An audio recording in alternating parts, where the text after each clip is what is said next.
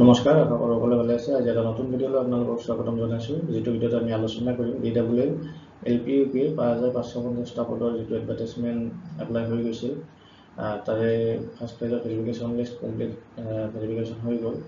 Second verification লিষ্টখন ওলোৱা কথা আছিল, কিন্তু NIS-ৰ যিটো কেছ চলি আছিল, যাৰ বাবে মানে কোৰ্টে ছেকেণ্ড লিষ্টখন এতিয়া ওলাব মানা কৰিলে, আৰু তাৰ বাবে এইখন কিছুদিন স্থগিত হৈ থাকিল মানে।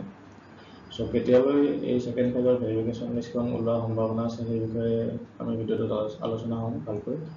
লগতে আজি যিটো কেছ হিয়াৰিং আছিল NIS-ৰ, চ' কেছটোত কি ক'লে, আৰু NIS-ৰ যিখিনি প্ৰাৰ্থী কেণ্ডিডেট সেইখিনি যদি 5550টা পদৰ বিজ্ঞাপনত আহি যায়, তেতিয়াহ'লে কাট অফ বেছি যাব নে কম যাব, কেনেকুৱা প্ৰভাৱ পৰিব, সেই সম্পৰ্কে আজি আমি এই ভিডিঅ'টোত আলোচনা কৰিম। চ' ভিডিঅ'টো স্কিপ নকৰি শেষলৈকে চাই থাকিব।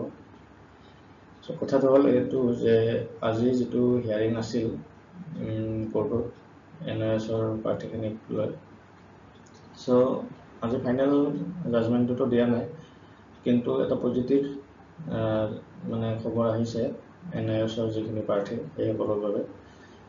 চ' কোৰ্টে সিহঁতক মানে NIS-ৰ যিখিনি প্ৰাৰ্থী সেইখিনিৰ নাম ছেকেণ্ড লিষ্টত অন্তৰ্ভুক্ত কৰিবলৈ দিছে ভেৰিফিকেশ্যনত। যদিও ফাইনেল জাজমেণ্টটো এতিয়ালৈকে ওলোৱা নাই, 8 তাৰিখে ফাইনেল জাজমেণ্টটো ওলাব।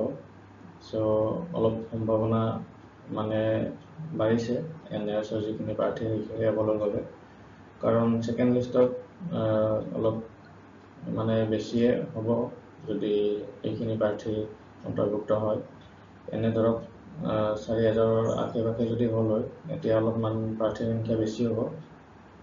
আৰু লগতে এইখিনি প্ৰাৰ্থী যদি এই 5550টা পদৰ LP UP পোষ্টত আহি যায়, তেতিয়াহ'লে কাট অফ সিমান বেছি বাঢ়ি নাযায়। কিন্তু সেইটো ভয় কৰিব নালাগে, কাৰণ ইমান বেছি নাম্বাৰ মাৰ্ক পোৱা ল'ৰা ছোৱালী এই এডভাৰটাইজমেণ্টটোত নাই। মানে এই এডভাৰটাইজমেণ্টটো যিখিনি সময়লৈকে মানে এপ্লাই চলি আছিল, তেতিয়ালৈকে NIS-ৰ ইমান ভাল নাম্বাৰ পোৱা মাৰ্ক পোৱা কেণ্ডিডেট কিন্তু নাই। আৰু যিখিনি আছিলোঁ অলৰেডি আগৰ এডভাৰটাইজমেণ্টত চাকৰি পাই গৈছে সিহঁতে। চ' সেইটো ভয় কৰিবলগীয়া নাই, কাট অফত বহুত বেছি প্ৰভাৱ নপৰে এইখিনি কেণ্ডিডেট যদি আহিও যায়। আৰু 8 তাৰিখে চাই লওঁ কি হয়, ফাইনেল জাজমেণ্ট যিহেতু সিদিনা আছে। আৰু ছেকেণ্ড ফেজৰ ভেৰিফিকেশ্যন লিষ্ট 8 তাৰিখে যিহেতু ফাইনেল জাজমেণ্ট হ'ব, তাৰে 2 দিন বা 3 দিনৰ ভিতৰত যথেষ্ট সম্ভাৱনা আছে ছেকেণ্ড ফেজৰ ভেৰিফিকেশ্যন লিষ্টখন ওলোৱা।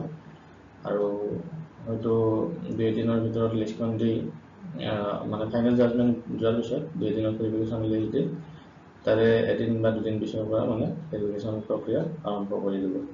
এইটো যথেষ্ট সম্ভাৱনা আছে। আৰু বাকী ফাইনেল জাজমেণ্ট কি হয়, আমি গোটেইখিনি আপোনালোকৰ আগত আনিম ভিডিঅ'ৰ যোগেৰে। আপোনালোকে টাচত থাকিব। আজিলৈ ইমানখিনি আছিল। Thank U.